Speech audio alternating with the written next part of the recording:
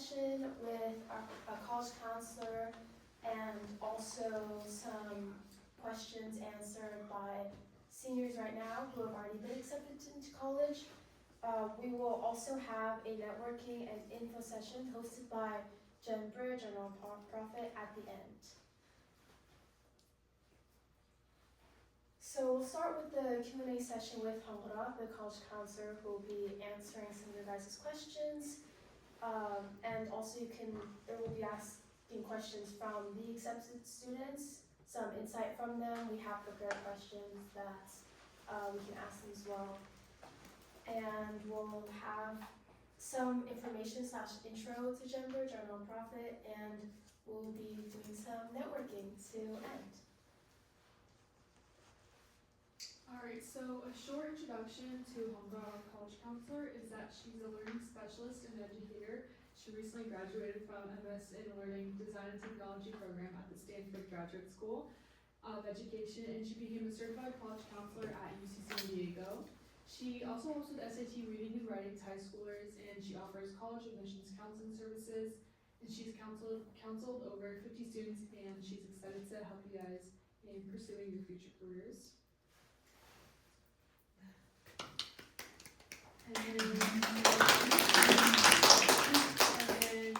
So our three high school students that we'll also be receiving insight from is Sadun, Timra, and Toksoyun. So Sadun she's going to attend Rice University. She's currently a senior, and she's going to be double majoring in social policy analysis and political science with a minor in data science. We also have Tamara, and she is going to attend UPenn. She's also a senior right now. And her intended major is biology, psychology, and neurobiology. And then last we have Toksoyun, and she's here with us, and she's going to be attending MIT in the fall, and she's going to be majoring in computer science. Alright, so what we plan to do with this event and with upcoming events is that we want to make sure that when it comes to college admissions, but also just in general, that Mongolian kids in America can have a cultural community that they can rely on for help with high school, help with applying to colleges. A lot of cultural groups here in the US have that support. For example, Korean American students, there tends to be a big community at schools even, and also with their parents. So having that can be really valuable. And we would like to try and instate that within the Mongolian American community as well. And we want to share a platform with you to be able to give Mongolian American students the ability to kind of showcase their identity when they apply for colleges, but also just be able to run ideas through us with Jen Bridge. Say, oh, I want to try this event. What if we did a socializing event with the American students? We can also do that through the nonprofit. Alright, so now we're going to be going into our Q&A session with Hongra.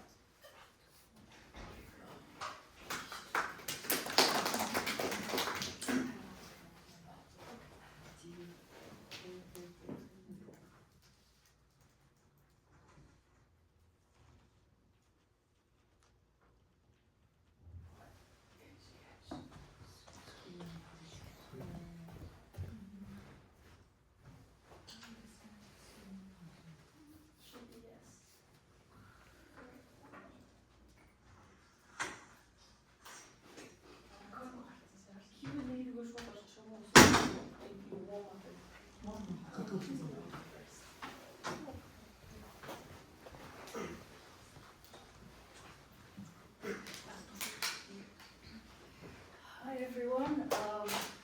Enkele mukhtarsa Yeah? Okay, so I'll speak in English.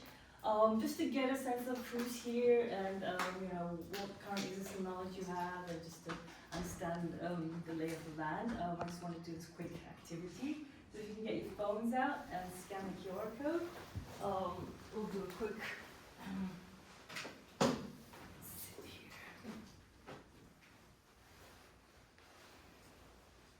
QR no 7の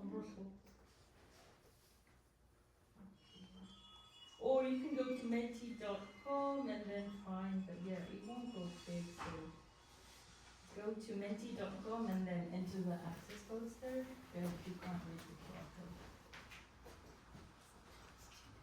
Or I can read it, it's 8360. Okay, so I have 8 participants right now. 1, 2, 3, 4, 5, 6, 7. Alright, okay, and you can join as well. Are you a brother or sister sibling?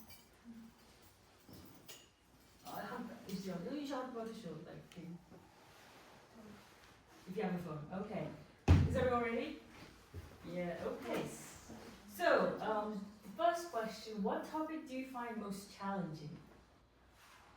So I have 4 topics here, if you can't read, it's on your phones, but for those who are not participating, number 1 is overall preparation, number 2 is standardized test, financial aid, and number 4 is writing essays and personal statements. So you can only choose 2. We just want to see, like, you know, what's the most challenging part for a student to, you know, get through in terms of stress, difficulty, planning. Okay, we have 10 responses. Okay, are we done? So 60% reaction to writing essays and personal statement. So I guess a lot of us struggle with expressing ourselves and the unique stories that we have to tell about ourselves. And with the rest, it's a very balanced 40-40%. So thank you. Right. So the next one is, how do you feel when you think about the college application process? So I want you to write one word that overall describes this feeling that you get when you think about college applications.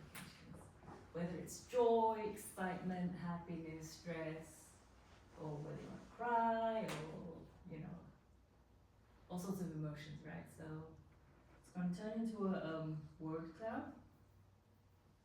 Yeah, so we see a lot of stress, yes, I can imagine. Like, I have a junior myself, so I'm stressing on his behalf right now. So just being in your shoes, it must be more stressful. Okay? So there's a lot of kind of negative connotations rather than positive, which is understandable. So honestly, even to parents, at the age of the college application,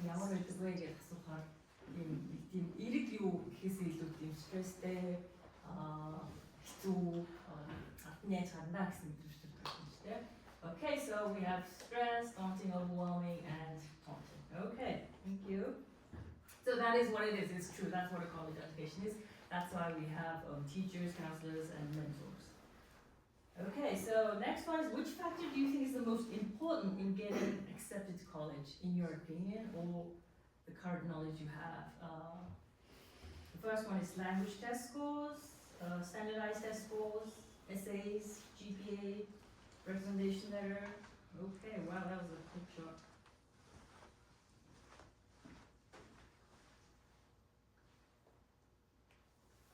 Okay, it's moving around. Recommendation letters is moving down. Essays is always on top, okay. I'm surprised GPA is quite low, okay. SAT scores isn't that important, it seems, okay, it's not off. Okay, there's 7 responses. Okay, some numbers are moving, okay, recommendation has gone down again. We're waiting for 2 more responses. Okay, I think we got a set picture. So here you can see what we think. So everybody thinks essays is really important, and I will go to that part and demystify that, whether essay is really that important. Second is GPA in terms of importance, which is true, but yeah, I'll go on to it through my slides. Recommendation letters is third, and then the SAT language scores are 4th and 5th. Okay, good to know. Now, I assume a lot of you are planning to study in the US, so if you have a kind of sense of which area, region, state you want to be, if you picked a school or want to go there or visited a college campus, if you can pin the location that you want to study, just to visualize where you'll be going.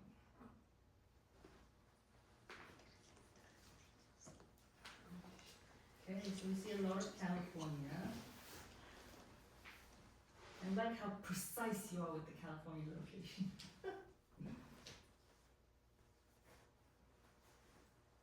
Okay, we have 3 on the east coast specifically. Is it NYU? That's impressive. Or maybe Harvard, because it's overlapping with Massachusetts. Okay. Okay, thank you so much. So a lot of us are planning either very specifically Massachusetts and New York, or California. No one going to Midwest, down south, upper east? No? Okay, got it. Okay, thank you. And just to, we only have a limited time today, so once you get into a topic related to college counseling, there's so much to talk about, but I just want to cover as much breadth as I can instead of depth. But just in case I don't go on to a certain topic, I'd like to see what questions you may have for me, so please type any questions that you came here to this event to know about. It could be from, usually it would be better from me because I don't know how to respond to the GenBridge questions, which will be for the students later on. So please type any questions that you would need help with, or been struggling with, or wanted to know the answer to, and maybe like the reason, or you can just type why the reason you came here. It's a Sunday morning, so I'm sure you had better things to do. So I love that you're prioritizing your goals and achievements. Okay, so we have one question, and if you like a question, you can continue. You can like on the bottom there with the thumbs up, just to repeat it. Around how many schools should you apply to? Okay, good to know. Okay.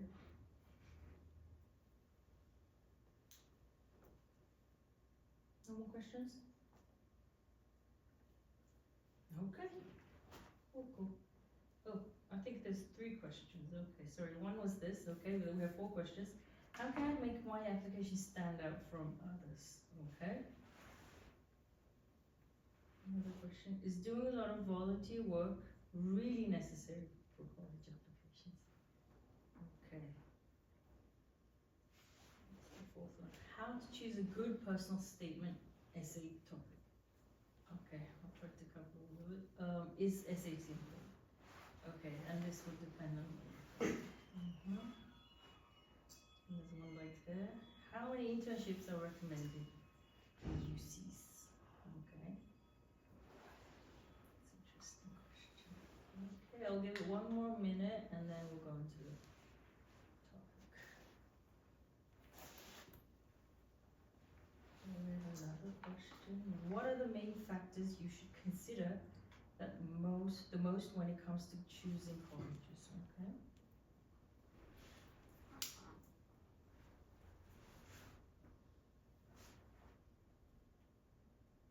Okay, so we have these questions, and I will try to cover as much of it as I can. So thank you for this. So it's good to know what you feel, what you believe is true, or understand. And just to manage my time, We can go until 2:15, 45 minutes. Okay, that's a really chunk of time, so I will do my best to go over it. So what I'll try to cover today is the application roadmap, and then how we evaluate academic achievement and how we can maximize extracurricular impact. And then, there was a question about how to write my essay to the best I can. And then just like the timelines, which is the most important part really, because you need to know these deadlines in order to prepare well, manage your time, and balance everything out. And then we have the Q&A session. So just a quick intro. I've been doing this college counseling services for about 5 years, but mostly to Mongolian students in Mongolia. This year and last year, I've had a mix of students in the Bay Area as well as in Mongolia. And I used to work at a private school in Mongolia called SILP. I'm not sure whether a lot of you know, but it's a school with 800 students from preschool to 12th grade. And yeah, I've published 2 books and currently applying for jobs because I'm a recent graduate of the Stanford Graduate School of Education. So one thing we really need to know is like how are college applications evaluated? Okay. So you know, the number one thing is we need to know what we need to show these colleges, and it's such an overwhelming amount of information that we get lost, and that's why you feel that stress. That's why you feel that, you know, daunting feeling. But there's things called objective requirements, and then there's subjective requirements. So the objective requirements are the numbers that these admissions officers see when they receive your applications. And can you guess what they would be when I say numbers? So basically they're your number one, GPA. The one thing that is non-negotiable is your GPA, especially, you know, every student I've met, their goal is the Ivies, the top 20s, the MITs, the Stanfords, right? And when it comes to that, the number one factor is GPA. You've got to have a solid GPA. It doesn't mean like 4.0 like throughout, but at least to the range of 3.7 to 4.0. With 3.7, you can kind of fill in the weak areas with your supplemental information that are the subjective things. So that's really important. So instead of, you know, you guys ranked it and then essay was number one. Essay is not number one. GPA is number one. So that's why we need to start preparing from 9th grade. Because everything you did until you were a kid and when it went to K or 1st grade, until 8th grade, it's irrelevant to the admissions officers. They don't see the grades, they don't see the extracurriculars, they don't see that you did violin for like 10 years until 9th grade, right? So 9, 10, 11, 12th grade, GPA is very important. So basically, you could be really good at math and you can't, you know, you're kind of not really good in the social sciences or linguistics. So if you're like that, you kind of have to pull up your weaker areas, maybe get some tutoring, go to Khan Academy online and get some, you know, improve the weaker areas that you have, because you need a GPA, you know how GPAs work, right? So it's the averages of all your grades from 9, 10, 11, 12th grade. So you really need to focus on the GPA, and that's the number one important thing. The other numbers are SAT scores, and more, after the pandemic, a lot of the schools and institutions went optional, test optional, but right now, they're still bringing in the test required requirements. So it's very important. And when admissions officers are weighing a student who's given the SAT and haven't given the SAT, they prefer those students who have given the SAT, because it shows you know, made the time and effort to prepare for that exam. At least, you know, even if it's not a 1600, you know, whatever the score is, they say, okay, you made the effort, right? So it's very highly recommended. And then, so these are the, and then like if you're a student, for example, you said someone was from Mongolia, if you haven't attended high school for 4 years in America, you have to give the language test. So that's another thing that international students have to overcome. But if you went to 1, 2, 3, 4 years in high school in America, you can waive the English language exam using your high school transcript. So if you did 2 years, you would most likely give it, but then again, this also depends on the school policy. So you have to look into the school website that you're applying to see whether you're actually able to cover that. And then we go into, so these are the subjective, non-subjective, objective requirements that you have to fulfill. Once you've passed this like stage, they will look into the subjective ones. So subjective ones are basically your personal essays that the numbers don't tell. So if you had a 3.7 in your GPA, maybe there was a reason why, family issues, I don't know, some life event, right? And then the teacher recommendations will give you a more holistic view of who you are, your personality, how you thrive in the school environment, how you supported your community, how you helped others, how you built a project, how you established a new club. The counselor recommendation does a more broader thing as well, and then I'll go into these later, the differences. But usually you would need 2 recommendation letters and then counselor recommendations. And then there's also the school report and other documents that the school submits. And so if you're interested in applying to test optional colleges, I would recommend going to fairtest.org. and then they would show the colleges that don't require SAT or that are test optional. So, do we have any sophomores here? I thought I go through bio. No, okay, I'll just skip because okay, so academics. Yes, Tom. Okay. You should cheat this slide though, is that okay? Okay. Okay. All right. So if you have a brother or sister, anyone like starting from ninth grade, we have to focus on our academics. So how do we do that? Especially in America, the benefit is you get to choose your subject. In Mongolia, we don't have that option.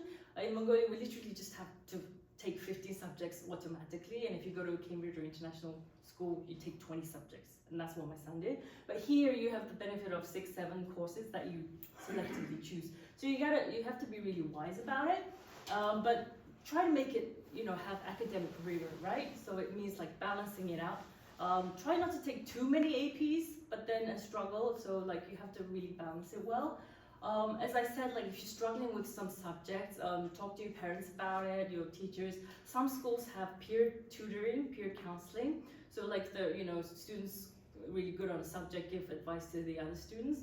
So see what resources are available at your high schools. And in America, it's pretty plentiful. And then you have to start thinking about which classes you're going to take in AP courses. I'm sure a lot of you chose your courses for the next year. So this is really important. And so 11th and 12th grade, like lay out the land of your remaining part of high school, so it's really important. If AP courses are limited at your school, look into other options. Maybe like you can do, independently study and give an exam, whether it's the IB or independent study on APs. So look into what options there are. But don't force this because it's quite stressful if you don't have the foundation for it. And then if you have a sense of, whether it's social sciences or just the natural sciences or the arts, look into the course requirements that are of your interest in order to be kind of building up on a solid foundation. Because in the American curriculum, some classes you can't take without, having that first required introductory 101 course. So that's really important to plan ahead. And then when you get to 11th grade, you need to plan our course with, again, academic rigor, because you're going to continue into 12th grade. Start preparing for the SAT. So some schools do the PSAT in 10th grade, some do it in 11th. But if you get a really good PSAT score and you're in the top 10 percentile, I think, you get National Merit Scholarship. So especially in California, that's legit. So if you have an American nationality, American passport, or a permanent residency here, you're eligible for that. So start preparing for the SAT here. If you can, take the AP, or if it's Cambridge School A-level exams. And then this is when you'll start seeking recommendation letters for the common application or whatever application you're applying for. So it's pretty much too late to apply for teachers, to request recommendations of letters for teachers in 12th grade, because for example, if you're applying early action, which we'll go on to later, you would only have 2 months to show that teacher who you are. And if, a teacher, it's hard for a teacher to judge who you are in 2 months. And, they have a lot of caseload. Some teachers are working with 80 students and they're writing their letters of recommendations. So it's a very stressful time. So I encourage requesting teachers letters of recommendations early on, especially like right before you finish junior year. So right now is a good time if you're a junior year, like in the spring of junior year. And I would advise getting core subject teachers to write your recommendation letter. So like even if you're studying arts, it's better to have a core subject, English, math, science, language teacher to write your recommendation letter. And be very mindful, at least minimum, like spend 4 weeks, give them 4 weeks to write that letter. Because as I said, if I'm a teacher and I'm writing 80 recommendation letters, I need time to analyze all that information. I need resources, information, and you also need to fill in the brag sheet for those teachers to give them, a sense of who you are, how you excelled in their classroom, and things like that. So it's really important to start early with the application. So, like, I have several juniors. Who are the juniors? Okay, pretty much half of the students are juniors. So right now, think of 2 core class teachers that would submit your application, the recommendation letters in your application. And then each of your schools have a different policy of how to submit the brag sheet. Some have informational forms, some have brag sheets, some have maybe meeting sessions. So these will be on your school website that has the college counseling information. And then if you're into more like academic subjects, try considering research or a passion project. So I believe this is what you're doing right now, giving back to the community, which is great. So you know, wherever you live, whatever you do, like anything is possible when you have a laptop and internet access. You can do anything. So you know, think of creative ways how you can complete this passion project, just to show that you work beyond the school academic campuses. So just, you know, if you don't remember anything, these are the key takeaways that I want you to remember. Take challenging courses to the extent that you can. Take the SAT or ACT, even if schools are test optional, because that will, you know, stand you apart from the others. Be strategic about what you submit. Sometimes some students have like too much overloading of information that are irrelevant to the application. And then you got to choose your subjects carefully. So there's a thing called 4 of the 5s. So a lot of the Ivies and top ranking schools require 4 years of the 5 core subjects. So the 5 core subjects are math, English, science, and social sciences, and then a second language. So I just want to know, like, do you guys take a second language? For example, what's your second language that you're studying at high school? Spanish. Spanish. Spanish. Spanish. French. French. Do you have a second language? Spanish? French. French, okay. Japanese. Japanese, good, okay. You guys behind in the back? Oh, some are not from high school. Okay, yeah, so basically this is very required, and if you're planning to drop it after 1 year, I'd recommend sticking to it because it is a requirement. Minimum 2 years, and they're happier if it's 4 years. So the transcripts are really important, right? So this is like you know, jargon, like 4 of the 5. So 4 years of the 5 core curriculum stuff. Next, so someone asked about the extracurricular stuff and whether we have to do a lot of volunteering and community service. So basically the purpose of the extracurriculars is to understand like who you are and whether you you know, are able to successfully navigate yourself in a social environment, and whether you pursue things outside of school, and whether you're proactive about it. This is to understand like whether you'll be able to survive on campus. So a lot of you, when you're applying to college, you're going to campuses, and when you get to campuses, you're going to be part of that community. And what these admissions officers are looking for is whether you can contribute and give back to that community. So the way you guys are doing right now, like, you know, campuses have 700, 800 student clubs and things that are run by the students, a lot of them funded by the school. So they want to know how you'll thrive. So what they look for is, I'll just go briefly, the personal qualities, demonstrating originality, ability to commit, and finding interest.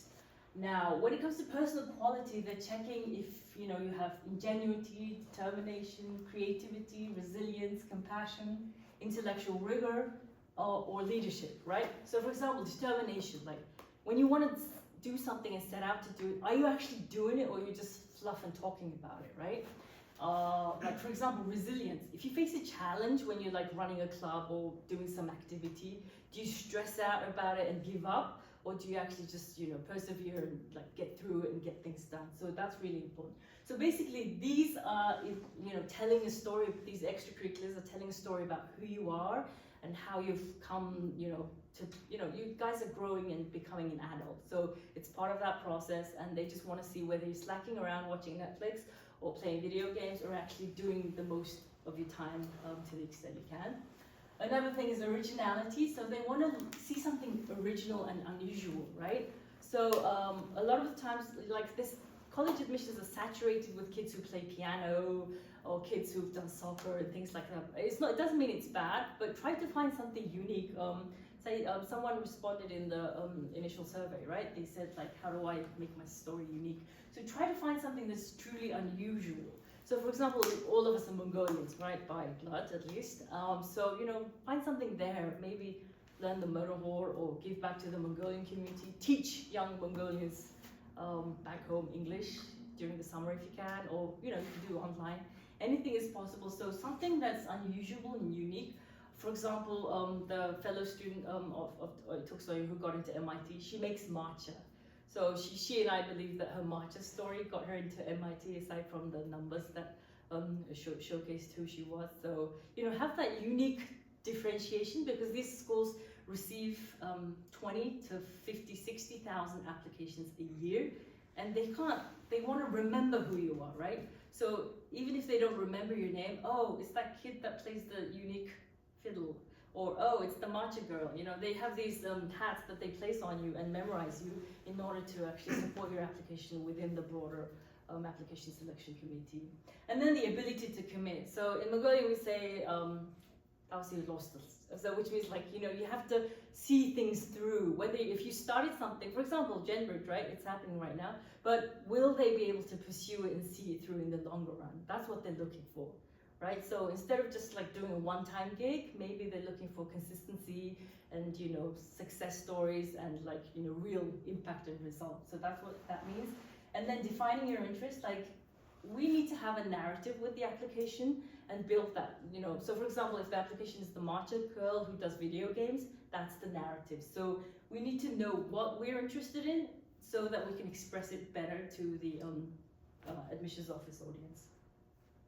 So usually on the common application, which is the majority of what the schools accept in terms of application, they ask, what kind of impact your extracurricular has had. So they're looking for impact, not just attendance or filling in check boxes. So they have local, regional, local or school, regional, state, and international or national activities that you did.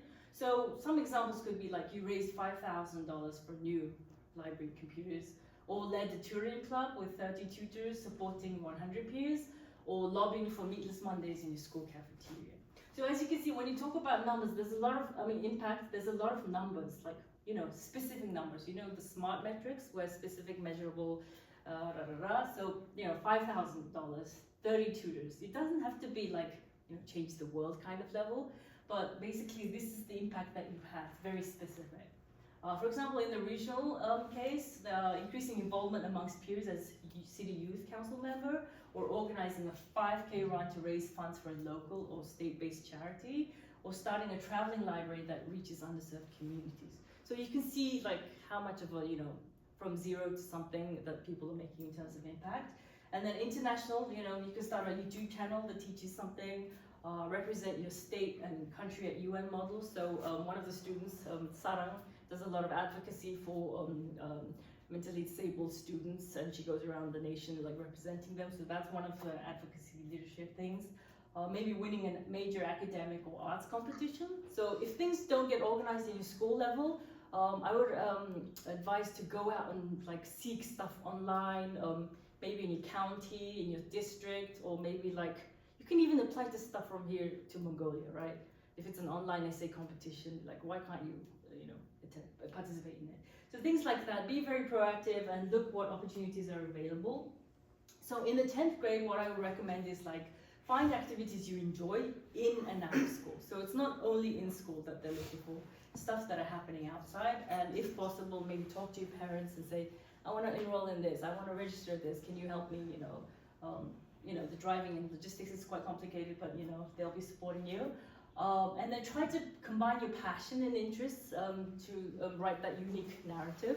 So if you have a love for matcha, how can you build on that and maybe, selling matcha, or instead of Girl Scout cookies, maybe making matcha. I don't know, write a recipe book, video tutorials, I don't know. And then consider entering competitions, as I mentioned. So it could be anything, they have tournaments, science fairs, cases, competitions, and things like that. So be on the lookout and try to expose yourself. In the 11th grade, juniors will want to analyze what you've done so far, and then determine, does that show impact? If not, it's now the time to start getting active and engaged. So for example, Kelly, how active are you in your extracurriculars? How many do you have right now, based on your assumption? I think I have maybe 2 or 3 maybe. 2 or 3. Really that I'm focusing on. Okay. So for example, in the common application, you have 10 slots to fill, which is quite a big number, but some students have 20. So, you're competing with all these kids, and maybe 3 right now is on the lower end. So right now she's a junior. I'm just using it as an example, right? She's a junior, so she's analyzing how many extracurriculars she has, whether it's 100% sports, whether it's 100% academic. She wants to balance it out nicely. So I'll show you what a nice balance is. But basically, now's the time to analyze it. And then if it's on the weaker end and she needs to fill in some areas, it's time to start participating in things, right? And then, look for leadership opportunities, that's a given. Research your future dream schools and see what the current students are involved in. So for example, if you want to go to NYU, what do the students that got into NYU did when they were, in high school and things like that. And then start writing down the contributions you've made. Kelly, for example, for the 3 activities, write the numbers, right? How many people you've influenced or impacted, how many, things you've changed and things like that. And then if you're interested in deep research, maybe consider doing the research. So the key takeaways, if you don't remember anything else, a successful balance. For example, we want to fill up the Common App 10 activities as much as possible. So we have maybe 2 activities related to volunteering and charity work. But yeah, it doesn't have to be completely volunteering. So, completely charity. It can be any kind of NGO volunteering, or, you could volunteer in your neighborhood. And then 3 to 5 activities in which you are a leader. So leadership is big, but it doesn't mean you have to be the president. You don't have to be the president of everything. It just means you show initiative. You could be the eldest kid, and that's kind of leadership skills. You took care of your 3 siblings, you taught them, homework, you helped them to, study their homework, you cooked for them, things like that. That's also leadership. So any kind of leadership skills. And then 1 to 3 academic activities, and 1 to 2 non-school affiliated activities. And then at least 1 quirky activity reflecting something unusual, like the matcha. And then so start building that list and make sure it aligns with the theme that you're trying to talk about in terms of who you want to show yourself as. Okay, so when we get to the essay, I'm gonna rush this through, but the Common Application has 650 words. The University of California system has something called PICS, Personal Information Questions, so that's a different one. But for the Common App one, we have 650 words, and usually there's 7 prompts to choose from. A lot of these will try to understand who you are, and this is very unique to the American system. So if you're applying to Europe, Japan, South Asia, it's a very different story, but Common Application, American system is trying to understand who you are in a very creative way. So I would advise reading all these questions. So these are very abbreviated, but if you go to the Common Application, it's in the writing section. And when you get there, you want to understand and read these questions and understand which one will showcase you the most. Do you have real life anecdotes that you can want to talk about? Do you have real life examples and the scenario? But then again, when you look at this, it's only 650 words, so it's just over 1 page. And the big mistake that students make is trying to do way too much within that 650 word. The biggest challenge and the reason you're struggling about it is because you've lived 18 years of life and you don't know which part of it you want to talk about. But the main thing is all you have to do is focus on one event in your life that was either challenging or setback and something you learned from it, or is part of your identity and interests and showcases that it reflected that, or you solved that problem during that event and there was this realization, or maybe you accomplished something, or maybe that topic or that event makes you lose track of time. So think about the things that really showcase who you are as an individual and try to be unique. So we don't want to see, the admissions officers don't want to see the same old story from everyone. One key advice is to focus on one life event and then dwell on it, improve on it. So don't lose focus. And then when we write about essays, there's a whole 2, 3, 4 sessions that we need to work on. But my advice is start really early, start brainstorming. So for example, for the juniors right now, you need to be thinking about these topics. And then when you're in the shower, when you're dining, when you're cooking, when you're walking on your way to the school, think about how you would express yourself through either one of these questions. Maybe you start here and then you realize, this is not really expressing me that well. Then you go on to this one and you say, okay, maybe this is a good advice, but this is a good choice. I can, write more stories about it. And this is showcasing who I really am. and things like that. So the seventh one is any topic of your choice, but that's a really wild card, and I would recommend you guys don't go there because it's really hard to bound yourself with such broad topics. So choose the top 7 if possible. And then supplemental. So especially the top schools and the Ivies, they require a supplemental essay. They range from 50 to 200 words. For example, MIT has 8 questions.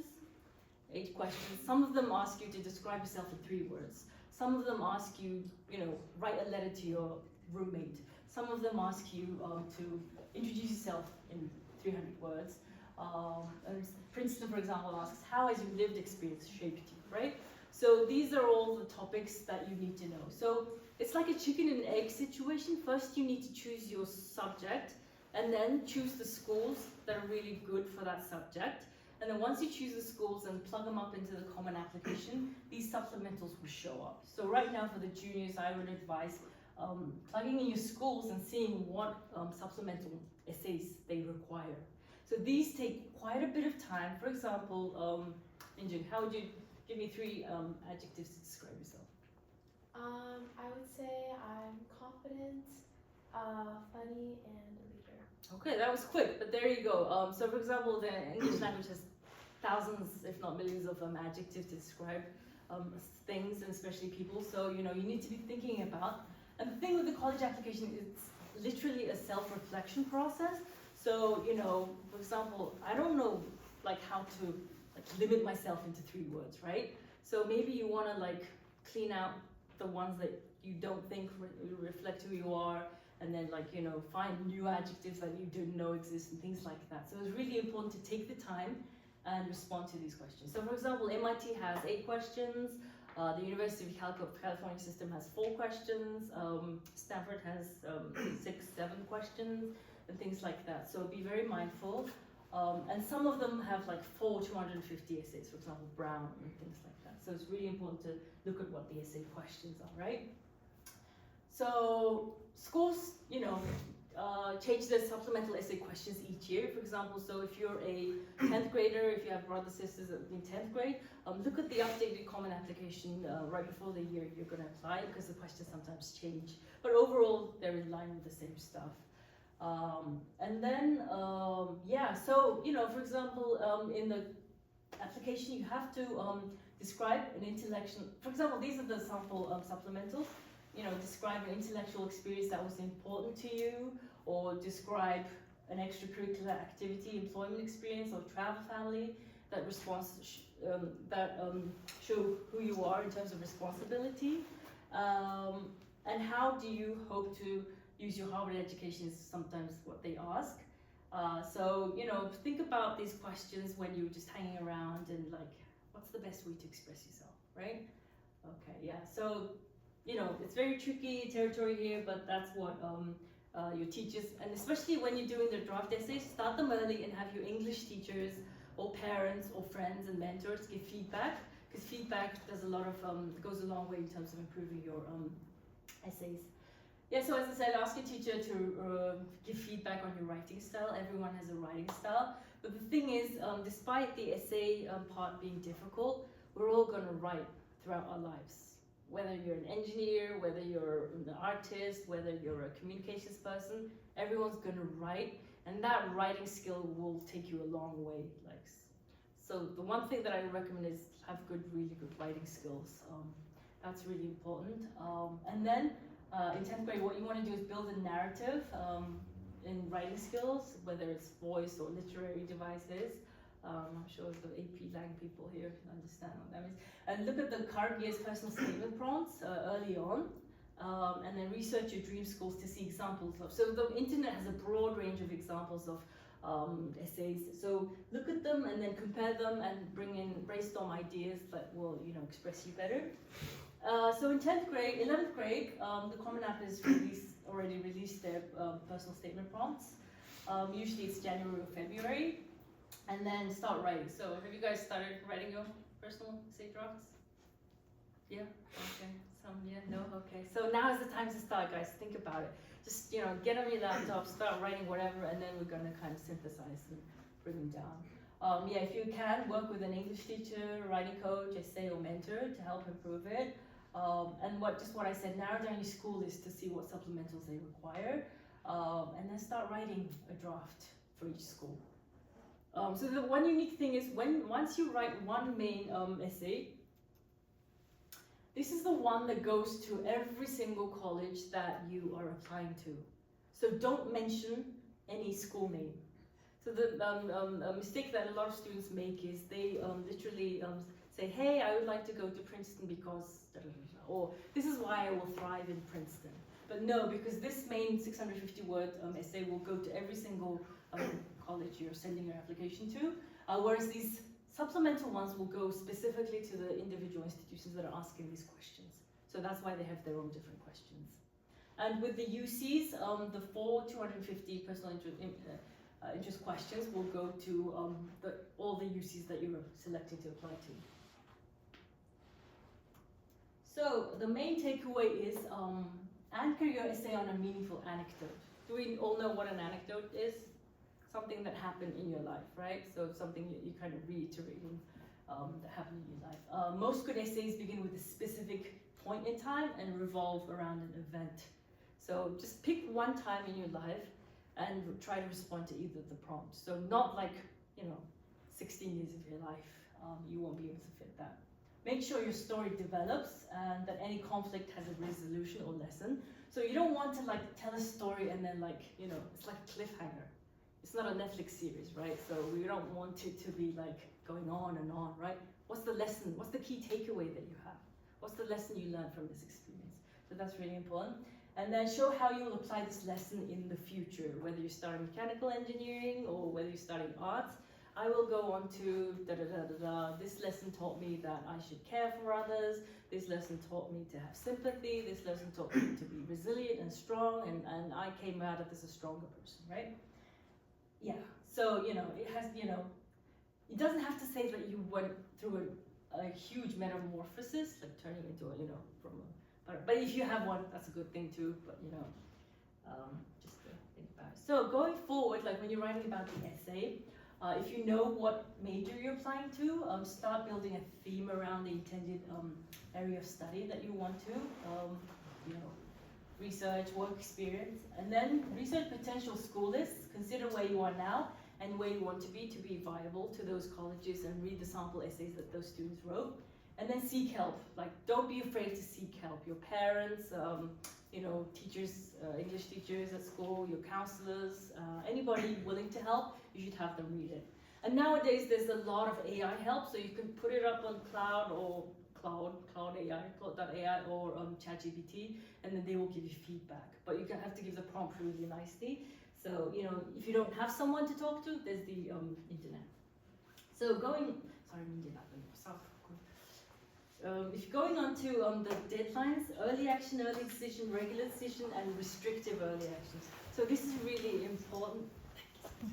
This is really important because this is the deadline, and these are very strict. If you're late, there's no mercy. So who knows the difference between ED, EA, and RD? Okay, one or two people, and the ones who replied. Okay, so we have application deadlines. They're written in capital letters because it's the terminology, right? We have early action, early decision, and regular decision in the American application cycle. So the early actions happen November 1st. Every year it's the same, November 1st. So November 1st in 12th grade. So for the juniors, they're literally gonna submit their application in 8 months, okay? And then the thing about early action, early decision is early action, you apply November 1st, and then you receive your decision right before Christmas. So the nice thing about it, and which Tuk Soyun did, she's applied, and now she's a free woman. She can do whatever she wants and enjoy the rest of her senior year, okay? The nice thing about it is you get your decision then. But the difference between them is, with early action, you can apply to as many early actions as possible. So, and which is highly recommended because statistically you get a higher chance of being accepted, and I'll show you the numbers next. But with early decision, you can only apply to one because this is a binding agreement. And when you apply it, your parents and your counselor will sign a form that's saying they agree this binding agreement. Because once you get in, for example, if your early decision is Harvard and you get accepted, you have to go. The only negotiable is that if they didn't give you enough financial aid, maybe you can reject the offer. Otherwise, you have to go. And then, for example, say you applied to 10 early actions and you got accepted to 5, you would have to drop all the 5 offers and go to the Harvard. So the reason is like this early decision has to be something that you really, really want to go to, your dream school, right? So that's the thing. So once you bind with early decision, then you have no option but to drop all of this, and you cannot apply to regular decision if you get accepted. If you get rejected, okay, say we have, so there's a lot of numbers again, right? So if early action we get accepted to 5, we can wait until May 1st, which is decision day. So in America it's called decision day, when the students choose which school they're going to go to. So we have 5 schools from here, but we want to see what other options there are. I'm wondering if I can get more aid, or get into the other school that I really wanted to. That's when you apply during regular decision, and the regular decision dates for schools are all over the range. But they usually start January 1st, and then they go on to like February something, March, right? But with these regular decisions, for example, I applied to 10 here and get into another 5. So I have from early action, 5 from early action, I have 5 from regular decision. Then I have 10 schools to choose from. And then usually it's the financials that decide everything at the end of the day. And then you pay your deposit to the school that you really want to go to, and before decision day. And then you secure your spot, and if you're an international student, you get your visa and then you go abroad. Yeah? So that's what early action, early decision, regular decision is. And so it's a very tricky situation, especially with this one. It has to be a dream school. Otherwise, if you get in and you don't want to go, you're kind of locked in, right? And then these schools report you to the others if you actually dropped out of early decision. The other unique thing is, so wait, before that, I'll just show the numbers why applying early is important. So when you look at these numbers, these are the IVs, and then so this is the number of students who apply to early decision, early action, right? So we have like 5,000 for Brown, 6,000 for Columbia, 10,000 for Cornell. The number of students they accepted during early decision, early action is 800, 600, 1,000, 2,000, right? This is literally 15%, 10%, or 21% of the applicants who submitted their application. But when you come to regular decision, there's 41,000, 54,000, 58,000 students applying. So question number 1, do you want to compete with 41,000 kids, or 5,000 kids? Do you want to compete with 9,000 or 50,000? Like, logically it makes sense, right? You do the math, and you have a better chance competing with 10,000 kids and being one of them, right? That are accepted. Okay, but anyway, regular decision happened, so 40,000, 50,000, people applied to these. And then the regular decision acceptances are 1,000, 700, 600, 4,000, 1,100, right? But this is like 3.3, 3.2, 6.7, 4.5. So this is what they mean when they say like these schools have like below 5% acceptance rate. And when you like add them up, and then this is the average acceptance rates that they have. But if you look over here, the students filled by, class filled by early applications. So if this school was recruiting, enrolling 2,000 students, 50% was filled through early application. For example, Columbia filled 43% of the students of the incoming class through early action. Does that make sense? So when are we all going to apply early action, right? Or early decision. So basically it's the numbers again. Why do you guys think people don't apply to early action or decision? Yeah, Dr. Yeah. Because the early action applicants are usually like highly competitive, so if they apply with that group, they might look worse next to them. I don't know. Yeah, that's your peers are thinking that way, and that's an assumption. Another reason. And then for early decision, like some kids might not necessarily want to go to that school as their number 1. Yeah. They're waiting on other decisions. That could be true. Another reason. Have more time to write the rest. More time, because a lot of the students are not prepared. They have all sorts of excuses. Some of them are as busy as me during high school. I don't know what they do, but they're busy. So they have all sorts of reasons, and they say, I don't think I can make it. But some just lack the confidence. So, for example, with Juliana, she didn't have the self-confidence to submit her application. But it just took me like one call with her and say, hey, come on. I looked at her whole profile. It was an amazing profile. I just told her to do it, and then she spent 1 week to polish up everything, and then she submitted and she got in, and she's thankful she did that. So basically, it takes, you know, the mental preparedness, but also the other assumptions that you guys think is true or not true, right? So that's really important. But honestly, this is a numbers game. Like, for example, the real admissions rate for Dartmouth or Cornell is these. So it's not this. So if you want this number, just apply early action, right? Another unique thing is there's something called restrictive early action. So aside from the early action, early decision, and the regular decision, 7 schools have something called restrictive early action. So if you want to have a higher chance of being accepted to the dream school that you want to go to, 7 schools that have restrictive action, if you're applying to them, you can't apply anywhere else. You can only apply to that school. So basically it's a non-binding application. If accepted, you're not obligated to attend, but students can only apply to one school under this. So for example, if it's Harvard, you only apply to Harvard. You cannot apply to early action or early action to other schools, except for public schools. You can apply to public schools. So students can typically apply to public universities under their regular decision or early action, as well as military and universities outside of the United States. So basically they're saying, you know, you either choose us or nobody else, right?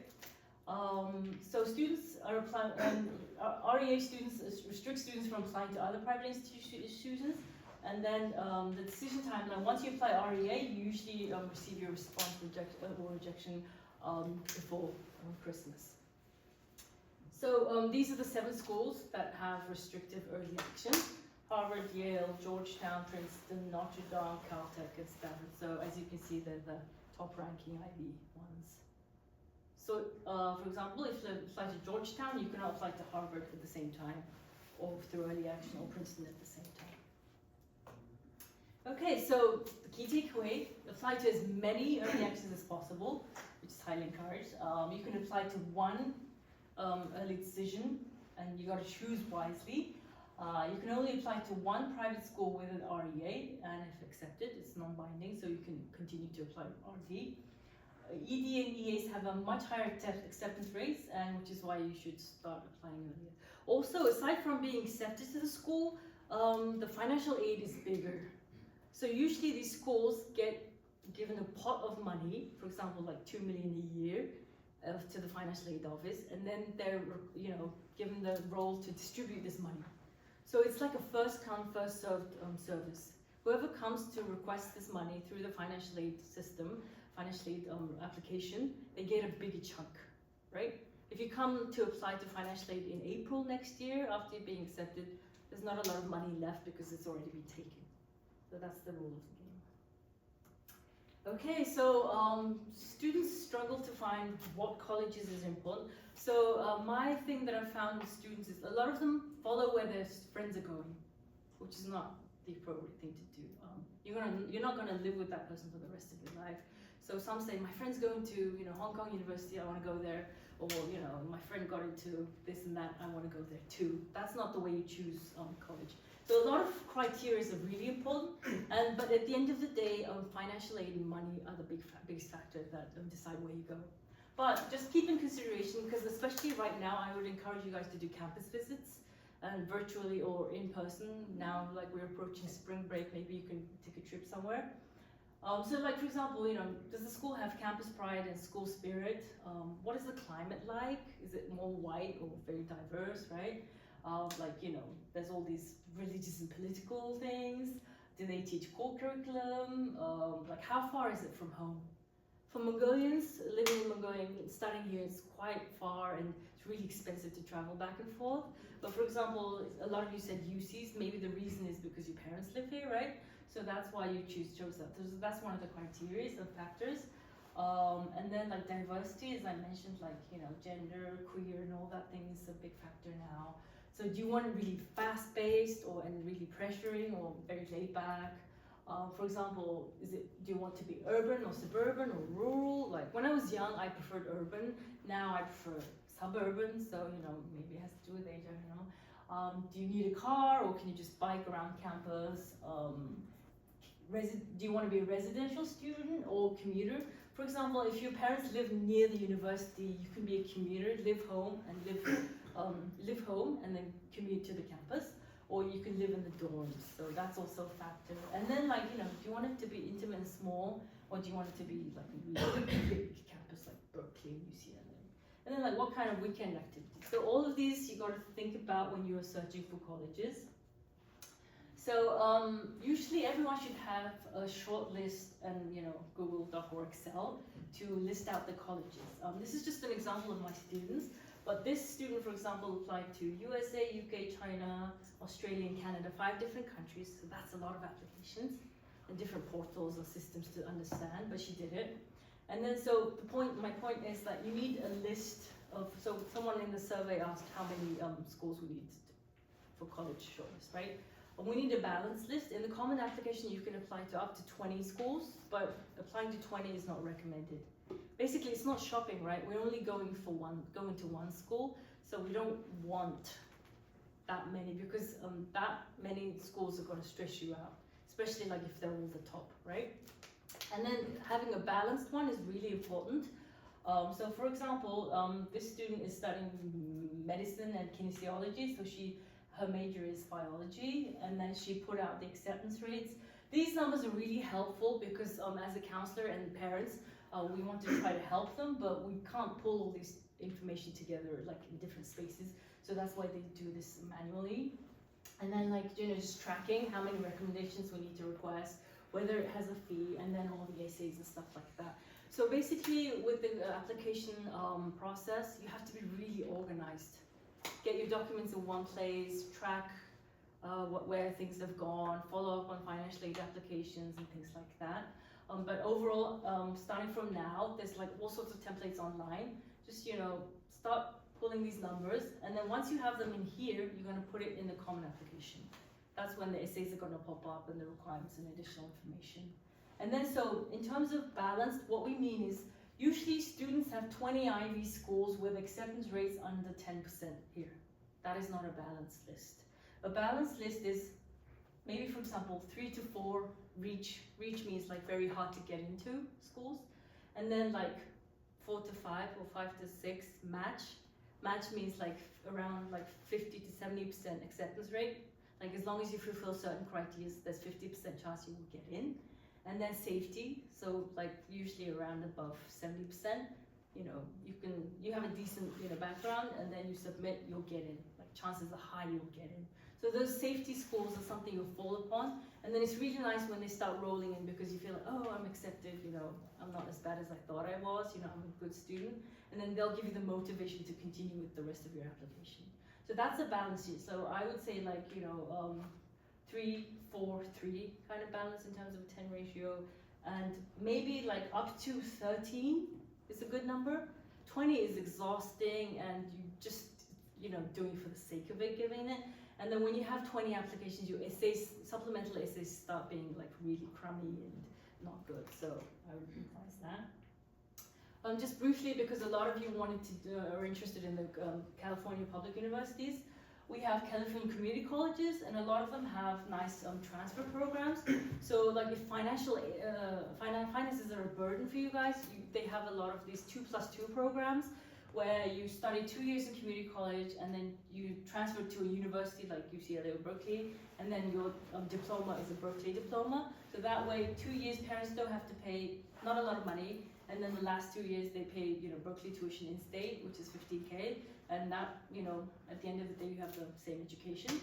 Or there's the CSUs, which is California State University, but the difference is like it's more teacher preparation, more practical preparation for grad school, like, and more very work internship based.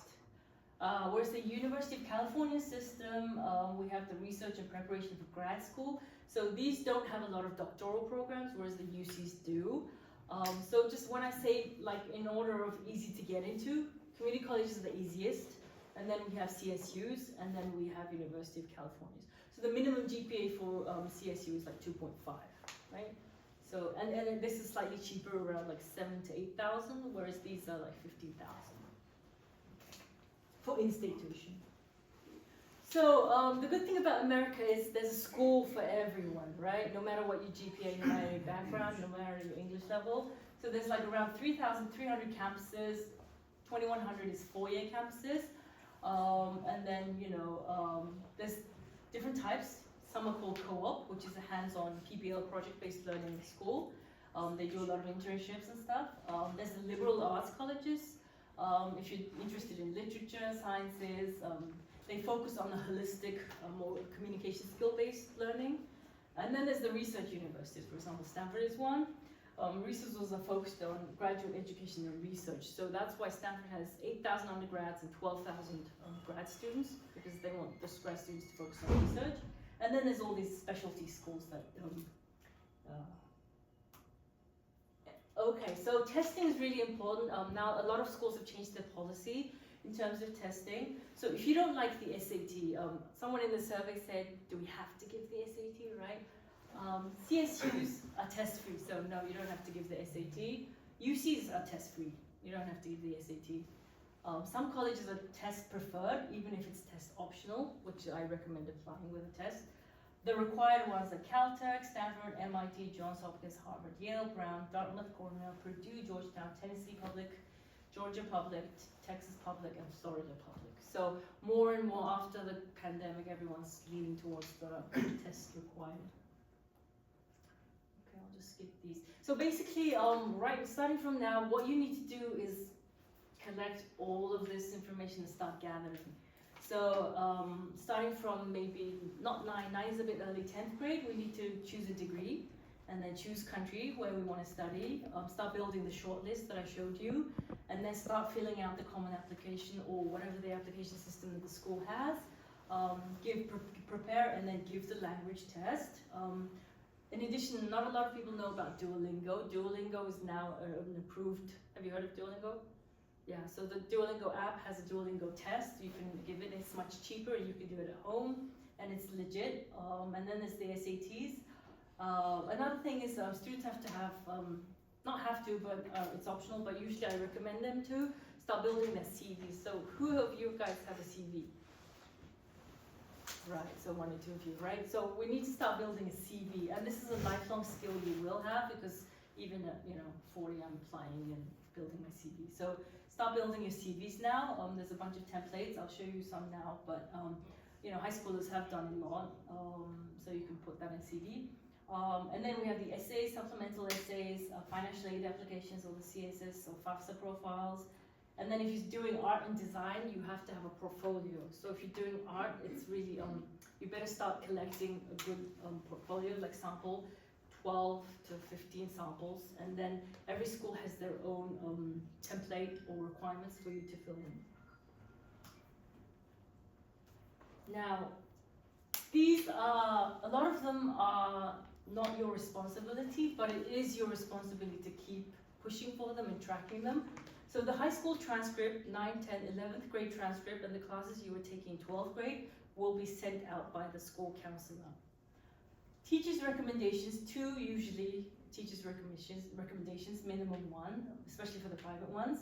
Usually your school has a brag sheet or personal information form that you fill, and sometimes they require parents to give that information as well to understand your situation. The difference between a teacher and counselor recommendation is that teachers only focus on a certain subject. If this is your physics teacher, they will only talk about how you are in the physics class. If this is a chemistry teacher, they will only talk about how you are in the chemistry class. Whereas the counselor, they look at your broader activities throughout the high school. So if your school had 2,000 students, like how have you thrived and differentiated yourself among these 2,000 students? And they also have some kind of brag sheet or form. So on your school websites, there's these forms, and find them out, and then you should be filling it now pretty much. I think every school has their own deadline, so start following it. And then they send a school report and profile, just to understand how competitive and demanding your program is. For example, you can't compare Monclings from Wing or what to a high school here, right? It's too different. So that's how admissions officers understand the academic rigor you went through the So for example, this is a CV of a high schooler. As you can see, it's very creative. It can be very creative and a lot of information. This is done in Canva. This is more a very conservative CV, but you know the key information is there. So what's really important is to have the contact, some skills if you have, you know, any extra language like the French and the Spanish and the Japanese. And then if you change schools, maybe like how many schools you've been to, if you've done any volunteering and have certifications, plug in everything you've done for 16 years here, right? The school part is just your high school. Yeah, so you can get as creative as you want, and basically it's a reflection of who you are and how you want to show it. But try to keep it at least under 2 pages, because they say Elon Musk can also fit his CV in 1 page. So be very concise, yeah? This is the school profile. So this is like from Palo Alto Senior High School. The main purpose of it is, as I said, that is trying to tell the admissions officers how competitive or demanding your school was or wasn't. So basically they have the vision, mission of the school and the demographics, and then we have the academics, like what kind of office, like, you know, it says Pali offers 27 AP courses and things like that. And then this is the grading system. So for example, Mongolian grading system is quite different to American, and it's not like as accurately broken down. So that also tells a story. And this is like the whole part explaining how they grade students with weighted, and weighted is complicated. And then this is like how students score from that school. So, it's, you know, for example, if I scored a 600 in my SAT, it's telling a story of where I stand among my high school friends and students. And then like a lot of them attended the National Merit Program, so there's the numbers. And then these are like extracurricular activities that they organized. And then the contact information. And this is like the diagram of where the students go to after graduation from previous years. So your school counselor is responsible for sending it, but it's your responsibility to remind them to send this. Okay, speaking of financial aid, this is really important. So, since we all live in California, this is in-state tuition.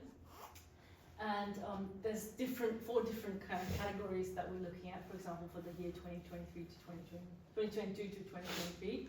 Community college, for example, Foothill nearby, tuition is like $1,500, but the overall cost, adding like room and board and other expenses, can add up to $1,300 to $2,300.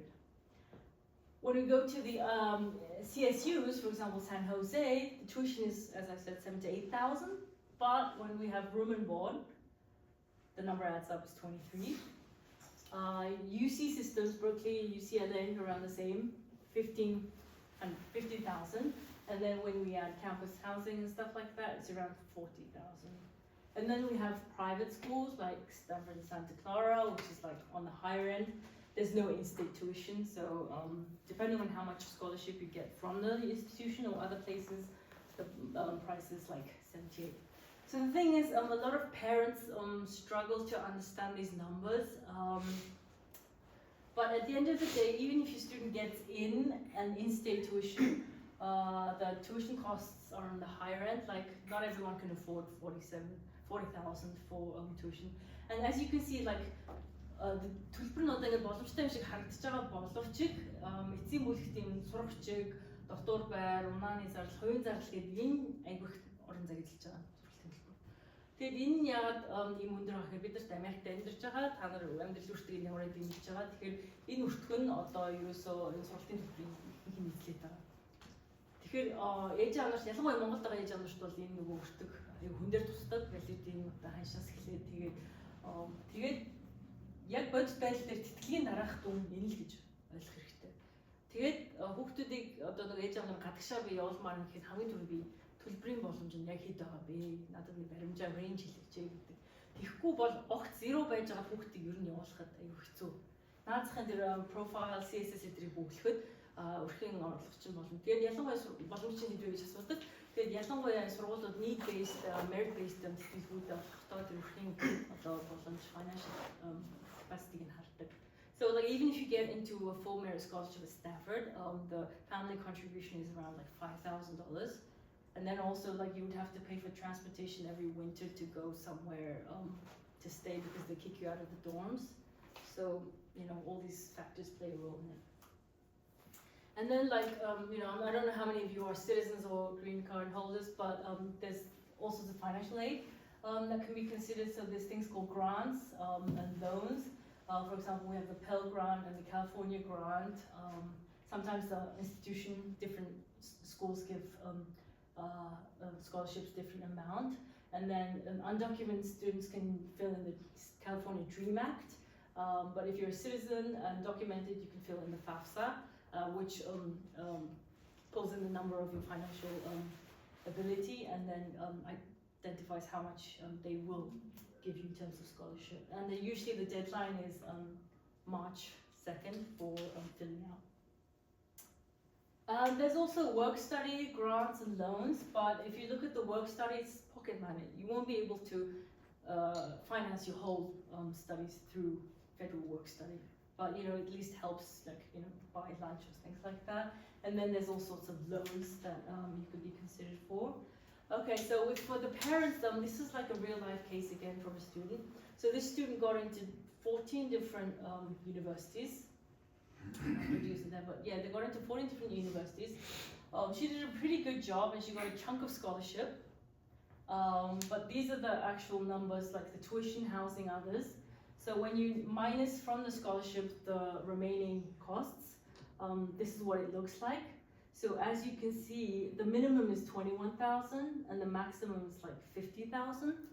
So яг budget амьдрал дээр одоо энэ хүүхдийн application хариунууд ирээд энэ бүх тэнцсэн сургуулиудын дүн тэтгэлийн дүнгууд минь байгаагаас хамгийн бага тэтгэл нь 2500, хамгийн их нь 46000 доллар байна. Энийний үлдэгдлийг ингээ бодохоор нэг өөрх ойролцоогоор 20,000-аас 50,000 доллар бэлтжиж хүүхдээ коллежд одоо явуулах талаар ялангуяа Америкт ер нь талаар одоо бодох хэрэгтэй гэсэн үг. In budget case учраас энийг харах хэрэгтэй. Тэгээд and this is also the reason why we have this Excel sheet to track all the information. So yeah, that's it. Тэгээд яг энийг 4 жилээр бодоод үзэх нэлээд өндөртэй гарна. Тэгээд энийг бас бодох хэрэгтэй. But the good thing is we have financial aid. So we have like all sorts of financial aid. For example, foundations and organizations give numbers. And then like yeah, so in I would give this link. This link has, it's literally a free online tutorial on how to apply and fill in the common application app. Хэрвээ та нар одоо хүүхдүүд нь counselor төлбөр дийлэхгүй гэхдээ common application дээр тусламж хэрэгтэй байвал энэ линкээр ороод эхнээсээ дуустал tutorial байгаа яг жоохон цаг авах гэхдээ хүүхдүүд нь хэрэгтэй болно. So like if you're struggling to find a counselor or your school counselor is really busy and doesn't give you the time, go into this link here and it's literally an online like tutorial on how to fill in the application and what information to fill out. It's really good organized. And then all these other links I'll share with you guys, like have scholarships and things like that. So you know, look into it. Yeah, so the timeline, I'll just skip this, but basically starting from 11th grade, you should be considering about your extracurriculars, academic excellence is important. Prepare for the SAT, give the PCT, think about leadership, you know, try to do something in the summer, be busy, internship, volunteering, whatever. You need to develop your college essay story, whatever that might be, and then start building the college list.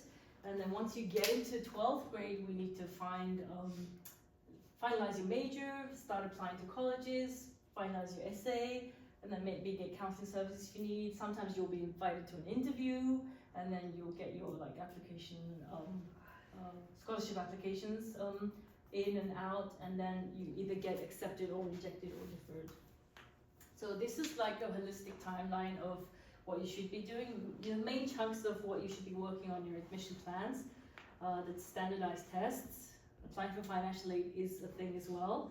So aside from applications, you have to be applying to financial aid as well. And every university has their own system aside from the FAFSA and the CSS. So look into the websites, and then you know the college application itself. So you know this year is really important, and junior year is important because all of your grades will reflect who you are as a student in high school. So focus on your grades, but also all this bunch of stuff you're gonna have to start doing. Yeah, so the common mistakes is like, you know, students leave things until the very last minute, and that's why they don't apply early action, early decisions. So start from now, break it down. I always tell my students, how do you eat an elephant? Do you know how? If I gave you guys an elephant, how would you eat it? Cut it into small pieces. Over months. One bite at a time. So if I just keep eating it one day at a time, you know, I'll finish it at some point. So that's how you do it. And then you got to choose colleges that are, you know, other mistakes is that they choose colleges that are not the right fit. Just because my friend went to Yale doesn't mean it's a good school for me, right? So yeah, don't rely on friends' advice. Seek the professional help, your counselor, teachers, and things like that. Be very open with your parents and family. You know, it's not just the money that they're paying; it's your whole life decision. And you know, you know, they're very experienced people in life, at least, so they can give you friendly advices. And then, you know, just be really good with time management and self-control and self-efficacy. So I would encourage you all to start a folder on Google Doc, and then organize your things. If personal documents, your grades, acceptance letters. You know, it's a really, if you open this folder, it's like a really nice showcase of, yeah. Oh, I think we're running a little short Yes, on time. I'm gonna so finish it. I'm done. Yeah. So yeah, so basically, like, stay organized, keep your stuff in under one folder, and even your counselor and parents can access this, so you know, it keeps life easy for everyone. And your schools have a bunch of like online ed tech platforms. This helps you find schools, and Collegio is also AI, but it gives you feedback on your essays. This has a bunch of previous student applications. Yeah, and Khan Academy is also using Hamigo to use AI to give you feedback. And yes, that is finally.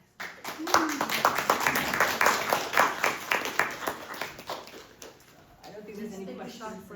Yes, let's take a short break before we come back to continue with the Q&A session. We'll take a 5-minute break.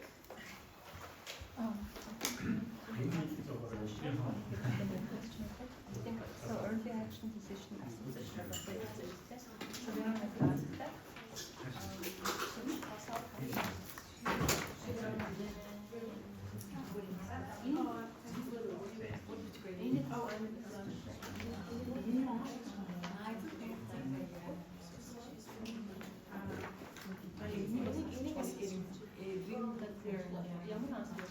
Is it spelled A-ring or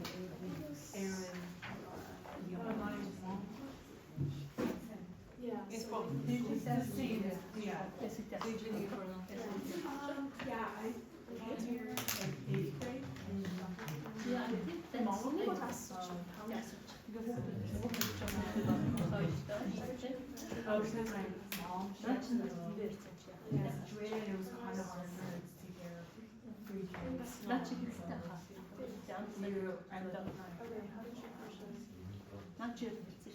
Okay, so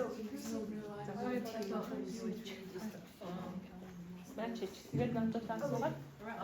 Participants will be listed to głosować. Try to limit in maybe 20 minutes. Okay? wait, I will. You hired my kids in junior. Yeah. Oh, you're planning to meet?